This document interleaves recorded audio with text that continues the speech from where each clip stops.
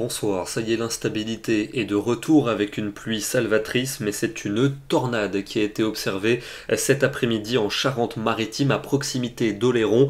Comme vous le voyez sur ces impressionnantes images qui ont été tournées en fin d'après-midi, à proximité immédiate de l'île d'Oléron et du pont de l'île, des dégâts ont été observés. Vous allez le découvrir avec ces photos impressionnantes, des dégâts qui ont notamment concerné le château d'Oléron, la commune de Port-des-Barques avec le camping qui a été très touché, ou encore Saint-Laurent-de-la-Prée. Les pompiers ont dû faire face à pas mal d'interventions. A priori, il n'y a pas de blessés. Demain, l'instabilité sera présente avec des averses le matin de l'Aquitaine aux frontières de l'Est, de nouvelles qui arriveront par le nord-ouest avec un vent soutenu.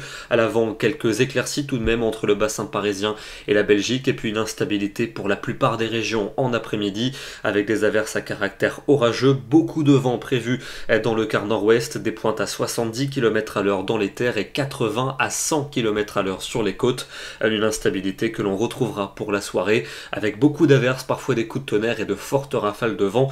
Soyez prudents. Les températures de ce jeudi matin entre 7 degrés pour les Ardennes et 18 degrés pour Nice, et dans l'après-midi elles chutent partout avec moins de 20 degrés sur un grand quart nord-ouest, à peine 14 petits degrés pour Saint-Brieuc, 15 pour Alençon, 17 seulement à Paris. C'est un peu plus doux dans l'est avec 23 pour Strasbourg ou en Méditerranée avec 25 à Marseille et 27 à Bastia. La suite avec vendredi, un temps instable quasiment partout, de fréquentes averses par endroits, des coups de tonnerre et beaucoup de vent, notamment du sud-ouest à la Méditerranée. Notez le retour de la neige pour les Alpes et pour les Pyrénées à partir de 1500 mètres seulement, et pour cause, les températures vont tomber à des niveaux dignes d'une fin octobre, rarement plus de 14 à 16 degrés en après-midi. On ira jusqu'à 23 pour la Côte d'Azur et pour la Corse. Le week-end restera mitigé avec de la pluie samedi de la Bretagne jusqu'aux Pyrénées, mais aussi vers les frontières du nord-est, de la neige prévue pour les Savoies et pour les Alpes suisses des 1200 à 1300 mètres à peine,